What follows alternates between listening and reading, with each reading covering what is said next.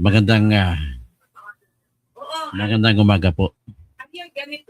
Ang ating pong pag-usapan ay itong kakapalan ng mukha ng mga malalaking mama.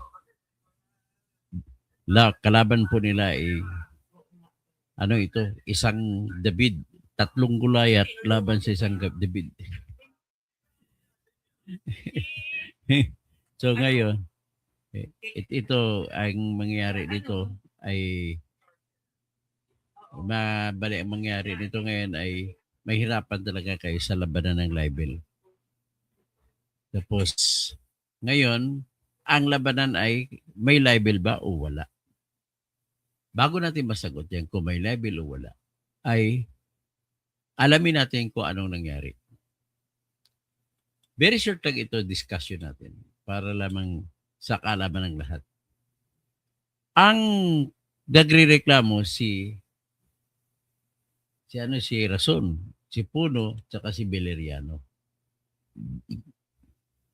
Tapos, ang kinakasuhan ay si Kiko. So, ngayon, ang tanong, ano ba delikado ba, matatalo ba si David ng bayan? Ang kalaban yung 3 Goliath. So ngayon, kung 3 Goliath ang kalaban, ay titingnan natin, analysehin natin. Hindi naman ito sa paramihan ng pera eh.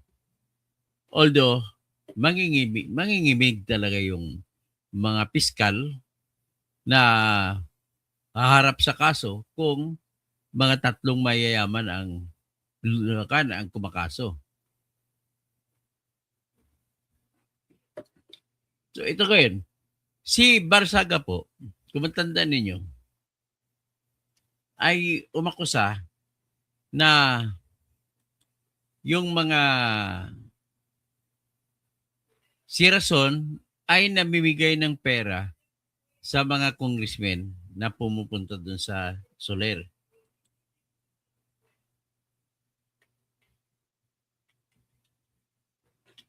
So ang rason daw ay kailangan iboto si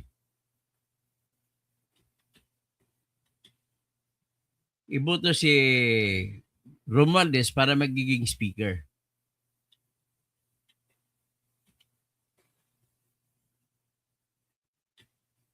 Congressman.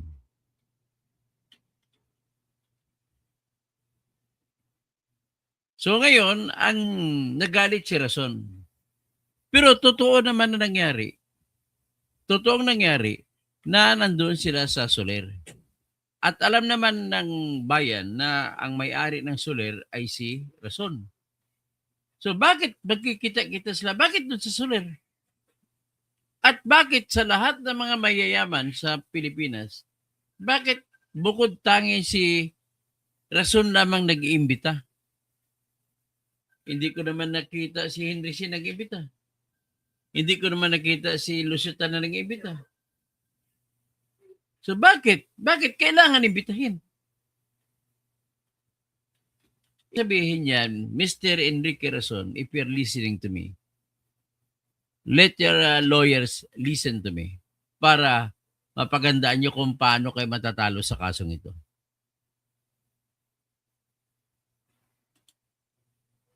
So ito gayon na, ipapakita ko sa inyong mga litrato na nangyari.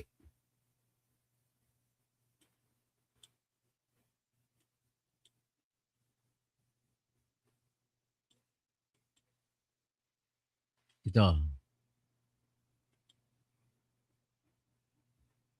Kaya ipakita ko sa inyo yung litrato. Tapos alamin natin, usisain natin kung may libel nga. I will help you out. Basta pag-analyze. Ang gamitin natin ay batas at prinsipyo ng batas. Ayan pang unang litrato. Yan yung nakamaong, yan si Rason. Ang sa kanan niya si Ronnie Puno. Sino ba yung matabang babae dyan? Hindi ko kilala. Iwa ni Rason ay si Pugi. si Dan Fernandez. At saka lahat po sila ay congressman. Mga NUP members. So, anong ginagawa nila dyan? Okay? So, ang basahin natin ang nakasulat dito. There are no publicly available for ID at Soler Resort. The allegation allegation pala. Pero ito, sa Soler ito. Rare citing Enrique Razon attends o taking of new members ng NUP. Shows Razon at an NUP political event highlighting these ties to the party. Yan. Tapos ito si Enrique Razon. Hindi mo maikailangan si Enrique Razon ay hino-host niya talaga ang NUP. So what does it mean? Kung ipinakita ko sa inyo yon, anong relasyon ng mga litrato na yan kumpara po sa akusasyon ni Kiko Barzaga na binibigyan niya ng bribe o suho? Anong yan ay alamin na lang natin kung mananalo ba si Kiko o hindi. Base sa ebidensya at base sa elemento ng kaso. Pero pakinggan muna natin ang ibang mga sinabi.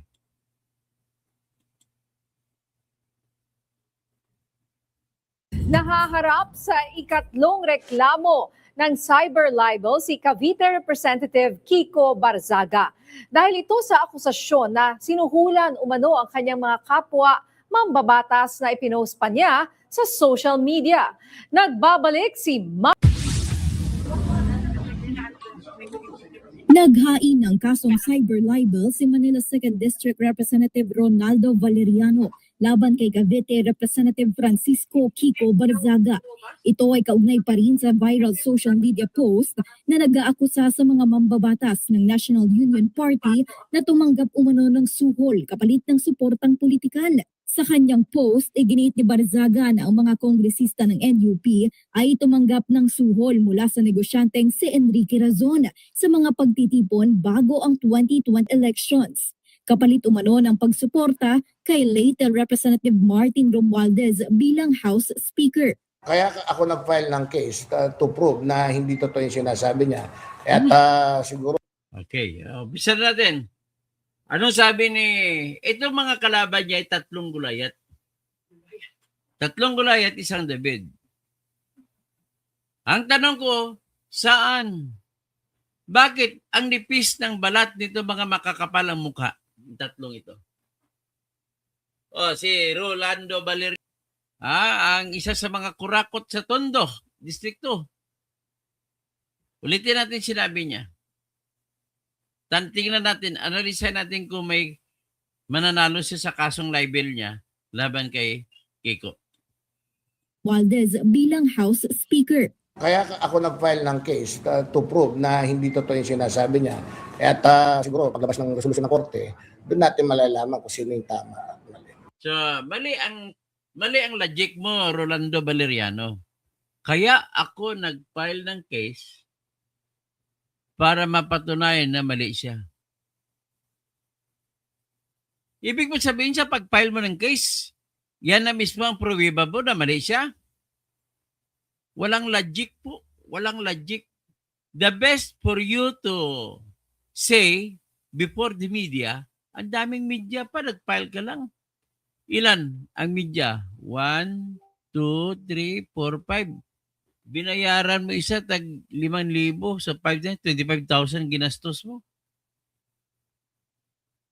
Hindi po logic yan. Mali ang logic mo na kaya ka kumasok para mapatunayan mo na mali si Kiko Barzaga sa pagsabi na ikaw ay binigyan ng suhol ni Razon. The only way po, lecture, the only way po, sabihin na natin, apat ang elemento ng libel na kaso. Sa 4 na elemento po, ano yung 4? Tandaan nyo lang po yung DIMP. Ang D, yan pong defamatory, nakakasirang salita. Defamatory word.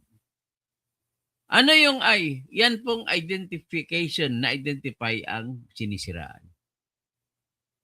Ano po yung M? Malis, malisya. Ano po yung P? Publication, na publish sa internet. Kasi cyber libel. So, tanong. Paano ka mananalo laban kay Kiko? O paano si Kiko mananalo laban sa'yo?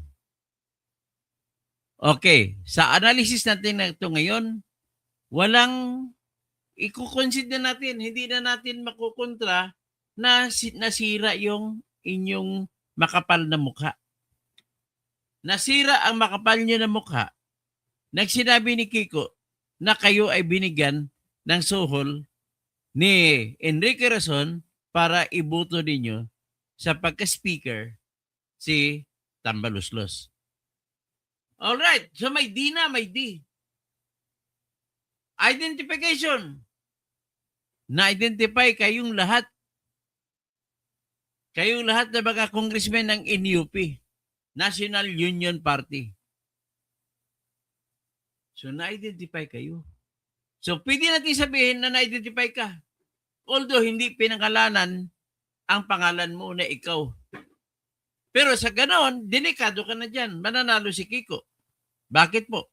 Kasi hindi naman pinangalanan ni Kiko kung sino-sino sa National Unity Party ang tumanggap ng suhol galing kay Enrique Razon. So, dyan pa lang talo ka na, Mr. Roland Valeriano. Next, ang usapin ng publication, na-publish na, okay, conceded na. Pero ang pinakamatinding tanong, may malis ba? Ano pong ibig sabihin ng malis? Sa diretsong salita, alam mo na na mali. Hindi mali. Alam mo na na hindi totoo, pero sinabi mo pa. Sinabi mo pa sa social media. Or alam mo na na hindi totoo, sinabi mo pa. So ano ngayon ang pinaka-issue natin? Kung totoo o hindi ang binigyan siya ng suhol ni Razon. Okay? Next, lagi niyong tandaan. Tanong, sino bang umaakusa dito ngayon sa libel? Si Valeriano, siya nag-umaakusa. So ngayon, may batas tayo na kung sino ang umaakusa ay siya ang may obligasyon magpapatunay ng kanyang akusasyon. Naintindihan niyo ba yan? Sa English pa, he who accuses has the obligation to prove his accusations. Siguro naintindihan niyo ng ibig kong sabihin.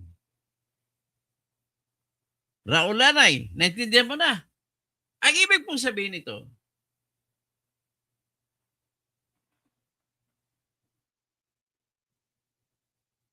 ang ibig lang pong sabihin dito, ang lahat ng akusado kagaya kay Kiko ay may tinatawag na presumption of innocence. Inosente siya sa unang tingin pag wala pagbibigay ng ebidensya. Ang ibig naman sabihin, kailangan mong tumbahin ang pagiging inosente niya. At meron pa siyang right to remain silent. Dami. Alam mo ba ilan ibig sabihin nun? Ang trabaho ni Valeriano kasi siya mag-akusa yung bakit naging manipis ang kapal ng mukha mo. Obligasyon mo para matalo mo si Kiko ay ganito. Patunayan mo ang akusasyon mo na inaakusa ka ni Kiko na hindi totoo ang sinabi niya na sinuhulan ka ng pera. Paano, ang tanong nga, paano mapatunayan? Pangalawa, hindi na kailangan ni Kiko magsalita kasi mayroon siya tinatawag na the right to remain silent. Hindi mo siya pwede ma-person na magsalita pagpatunay ng kanyang, magbibigay ng kanyang ebidensya. Hindi pwede. Next, ikaw na umaakusa ang may obligasyon magpatunay ng iyong akusasyon. Okay. Tututok na tayo ngayon. Sisentro na tayo ngayon. Paano mapatunayan na the only way na matatalo ni makapal na mukha na Valeriano, si Kiko, ay patunayan niya na hindi totoo na namigay ng suhol si Enrique Razon kay Valeriano. Okay. Dahil ikaw ang magpapatunay sa obligasyon mo, ikaw na ngayon magpapatunay na hindi nga totoo. Pero ang tanong, paano mo patunayan na hindi totoo? Hindi po pwede sabihin na patunayan ni Kiko. Hindi po pwede. Kasi ang batas natin nagtatapon ng obligasyon sa umakusa. Ikaw ngayon na may obligasyon magpatunay na sinungaling si Kiko. Hindi niya pwede sabihin na totoo siya. Okay lang. Tatahimik na siya eh. The right to remain silent eh. May karapatan siyang manahimik. Okay? So, ngayon, para masagot natin yan, ang tanong kong yan, let us be practical. Paano mo mapatunayan na namigay ng pera, na hindi totoo na namigay ng pera si Razon? Big man. Big man. Big man. Big bad man. Big bad man. Bad. Okay. Ganito po yan. Para mapatunayan niya na hindi totoo, ipatawag niya sa korte si Razon. Razon! Meron ka bang CCTV dyan? Nasaan tayo nakita? Dito. Kung ako naman abogado ni Kiko, sasabihin ko, objection, Your Honor. He cannot use the CCTV to prove that when they were seen together in the CCTV, they were not handling over money. Bakit? Kasi GCash na ngayon eh. Ay, transfer na lang ng bank eh. So, hindi pwede yun. Ano na naman? Anong gamitin mo? Mr. Razon, pwede mo bang ipakita sa korte ang lahat ng bank account mo? Pati yung bank account ng mga kumpanya mo? Bakit? Para mapatunayan na wala kang binilabas na pera papunta sa akin. Tanong, papayag mo si Razon? So, hindi ka ba nanalo? Ito naman. Dahil mahirapan ka gagamitin ang ganun para mananalo ka, mag-isip ka ng abogado mo. Hindi. Yung bank account mo na lang ipatunay natin. Tanong, kaya mo ba ilabas ang lahat ng bank account mo sa korte? Tapos pipirma ka ng waiver para usisain ng abogado ni Kiko ang bank account mo? Papayag ka ba? That's the only way na mapapatunayan mo na wala kang tinanggap kay Razon. Kasi kada transaction doon, saan galing to? BDO. Tapos alamin, kung sa video na galing, kung kay, sabihin natin kay Martin Romualdez na galing, hindi mo siya pwede mapabuksan. Hihingi ka ng permiso ngayon kay Martin Romualdez. Nako! So nakita mo na, ang hirap patunayan. Alin? O ngayon, nakita niyo kung paano kahirap mapatunayan na manalo kay Kiko Barzaga? Di ba? O ano pa bang ibang paraan na mapapatunayan natin na hindi nga nagbigay ng pera si Razon sa iyo? Sige nga. Hindi mo naman pwede sabihin, yung total ko na pera sa bangko, bago kami magkita ay 100 million. Ngayon, tapos na kami magkita, 100 million pa rin. Hindi. Hindi pwede gamitin yan na katibayan. Bakit? Mahilig pa naman kayo na politiko na hindi i-deposito sa bangko. Pera nyo. Saan dinideposito? Style nyo ngayon, sabi ni Mayor Magalong, bumibili kayo ng condominium at doon nyo nilalagay ang pera. Hindi na nga uso ngayon ang bolt eh. Grabe. Isa flood control nang galing. Hindi kasya sa bolt ang pera ng flood control. Kailangan isang kwarto ng condominium. So, having said that, lilecturean kita, Charlie Whiskey. Si Kiko po, walang obligasyon magpatunay na totoo sinasabi niya. Kahit dahil sa siyang akusado. Okay? It cannot be that way. That is the rule in criminal law. Okay? Every accused like Kiko has the right to remain silent. Yan lang tandaan nyo. Wala siyang obligasyon magpatunay na totoo sinasabi niya. Dito naman tayo. Titingnan natin si Rason. Paano kayo mapatunayan ni Rason sa dami-daming abogado niya? Ibig sabihin, alam na natin, settled na tayo. Hindi naman nanalo si Valeriano. Kaya Rason na naman tayo. Anong rason kaya ni Rason?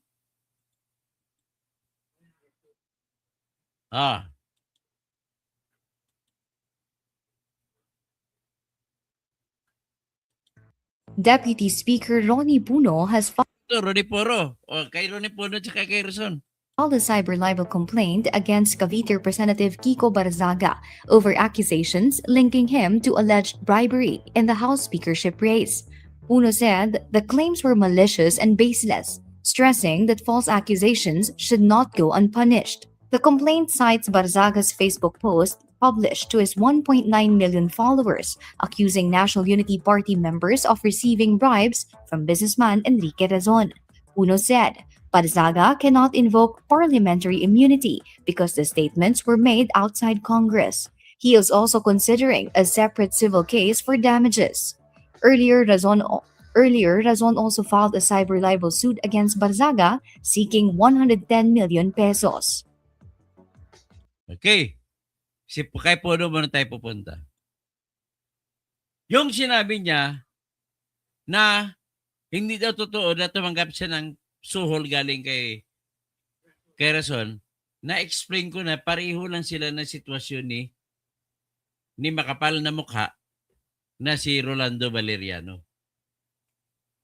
Dahil may right to remain silent si Kiko Barzaga, wala siyang obligasyon na magpatunay na totoo ang sinasabi niya.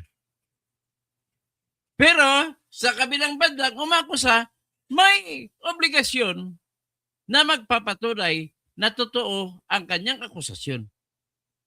Anong akusasyon? Na hindi totoo na binigyan sila ng pera ni Razon. Ulitin ko lang konti.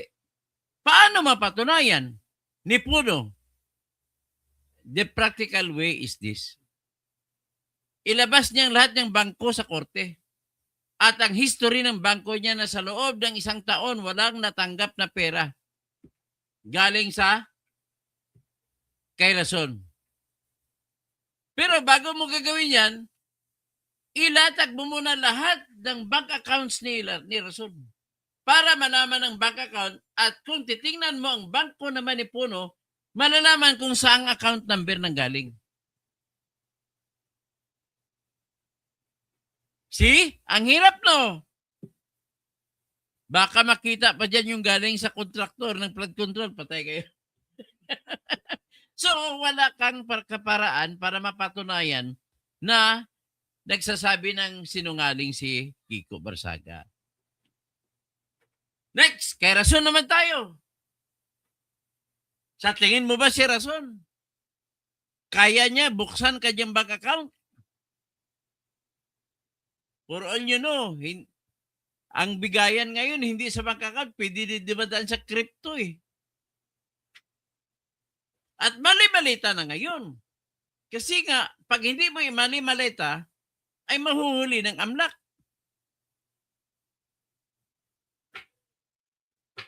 So, wala na ngayon. Yung bank secrecy law, Charlie Whiskey, ay hindi mo pwede magamit na dahilan para sabihin mo, ay hindi ko papatunay kasi may bank secrecy law.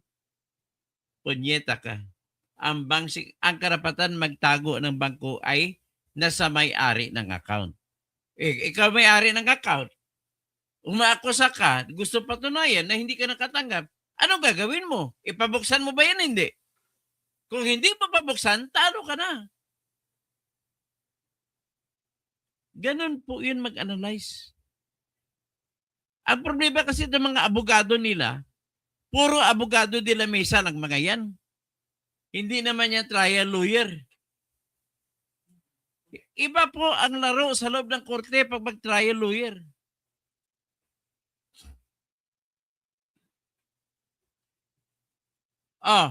Baka mabisto pa ang tax ang tax emission ni rason pag pinakita lahat kayo. Baka mabibisto, magkaroon ng anong tawag? Unexplained wealth. Ang yabang ninyo kumaso. Dapat, ang kumaso kayo, yung kaso na kaya niyong patunayan. Sa totoo lang mas mahirap pa ito patunayan kaysa flood control. Sobrang hirap. So ngayon, ang kasunod din yung problema, hindi lang sa larangan ng ebidensya. May problema pa kayo. Ilan ba kayo na doon na mga kasapi ng NUP na pumunta sa Soler? Yan ang unang tanong. Sir, mga 30 lang naman kami. Ganon? 30? Bakit? Yung 28 ay hindi sumampa ng kaso laban kay Kiko. Ang ibig sabihin, nagbibigay na ngayon ng reasonable doubt kung nakakasira ba talaga ang sinabi ni Kiko o hindi. Okay? Intindihan nyo na? How can you prove that you were defamed when in fact all other men situated as you are not complaining? Pag abogado ni Kiko, sisigaw ako sa loob ng korte.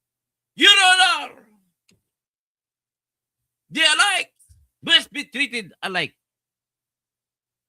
The unlikes, unlike. Para maintindihan pa ng korte at saka ng abogado nila, sasalita ulit ako.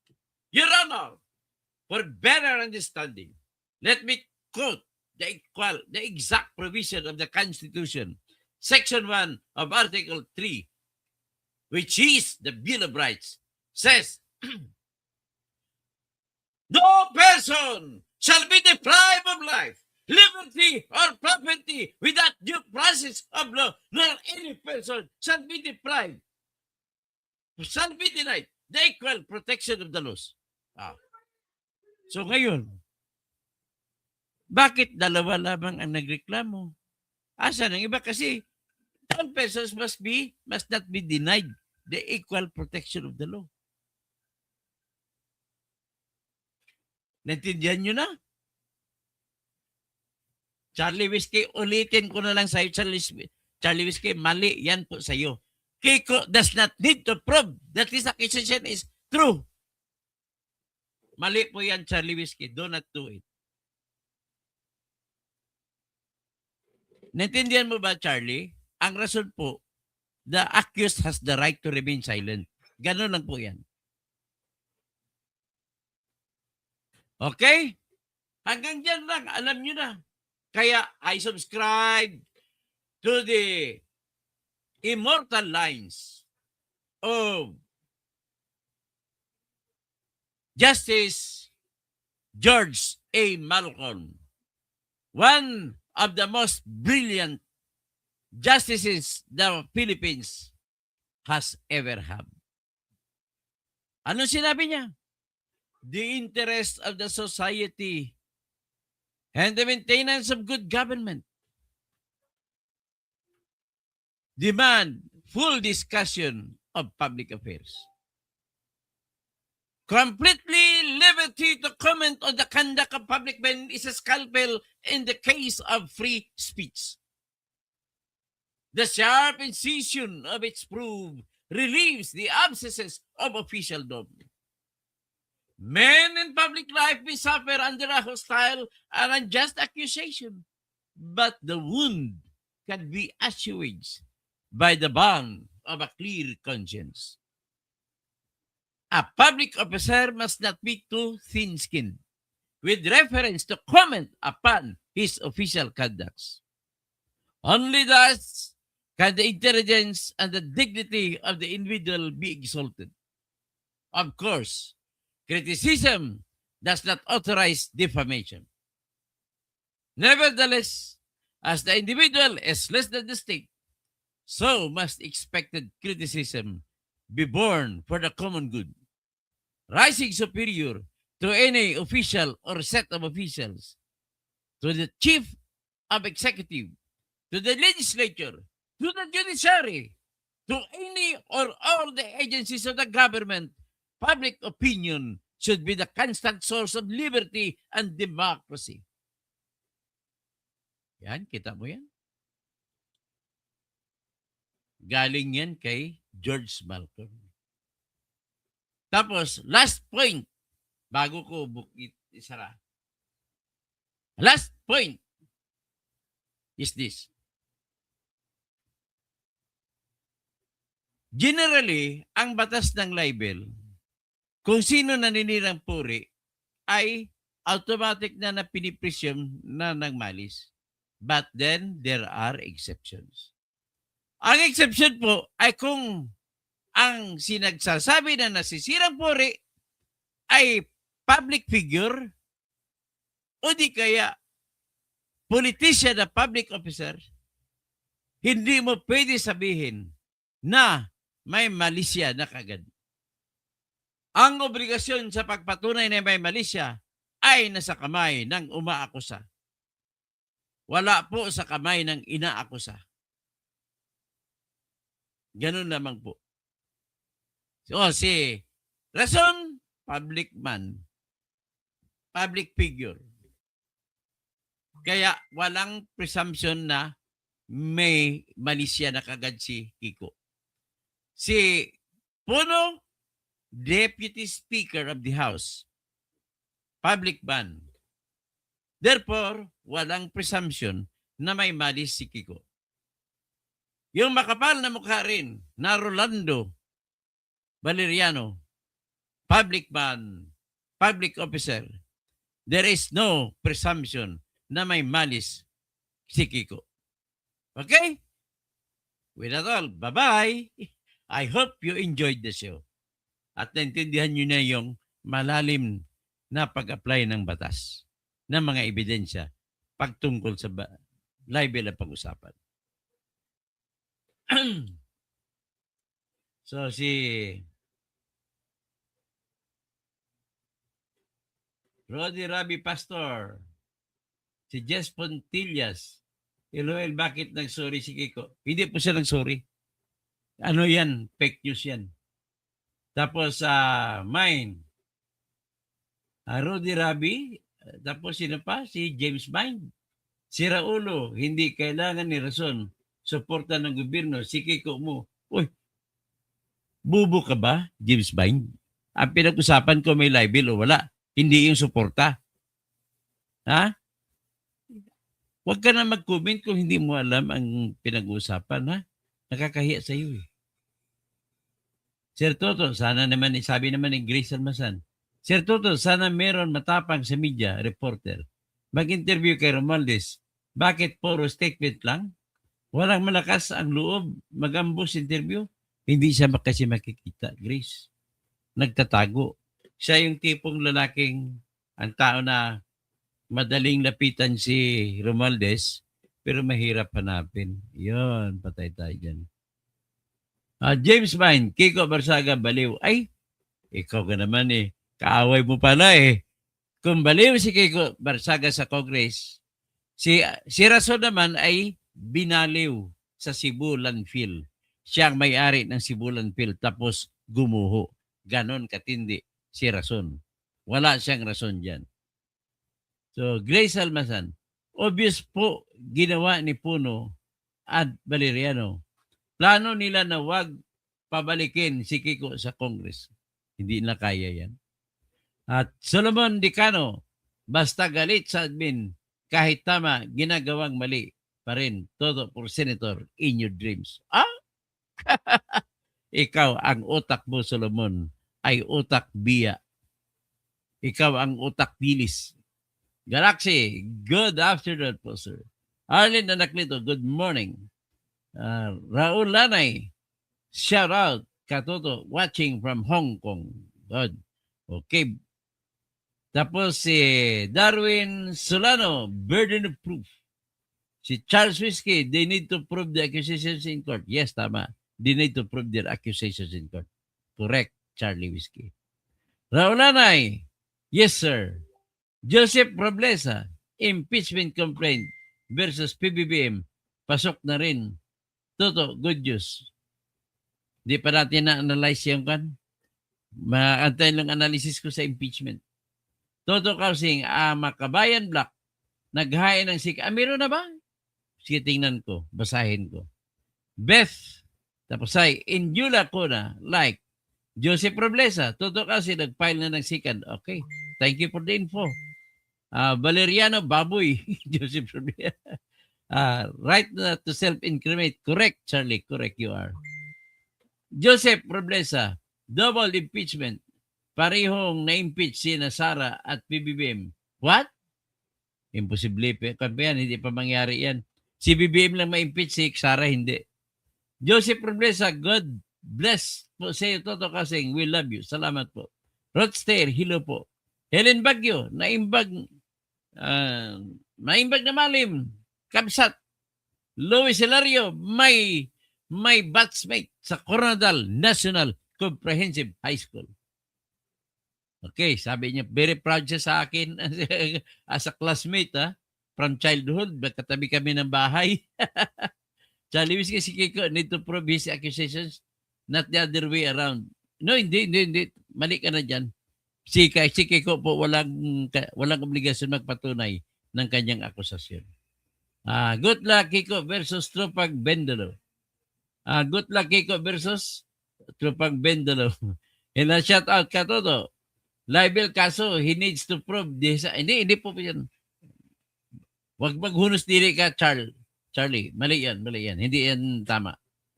Baliktad. That's the other way around. Puno, napakahirap mong garapal na sa pera sinungaling. Ay, hindi po. Walang privacy law po dito. Walang privacy law na involved dito. Ano lang ito, parang murahan lang. Tapos, sabi mo, bank secrecy. In-explain ko na rin kanina yan. All right, may bank secrecy law sila ni Puno, si Rason at saka si Valeriano. Pero paano nila mapatunayan na wala silang natanggap na pera o nabigay na pera kung itatago ng kanilang bangko?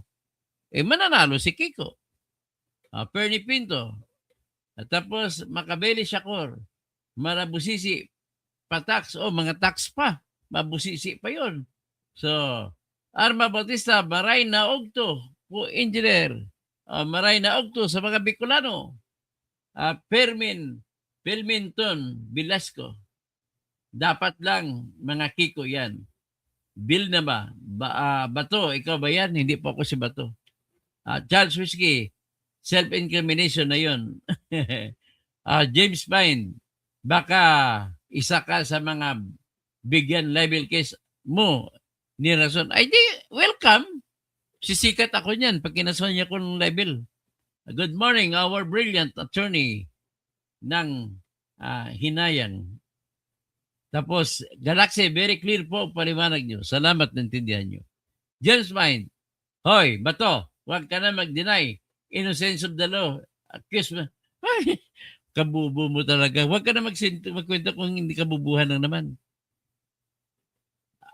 Charlie, I need to reprimand you again. Your statement is not correct. Milbabak,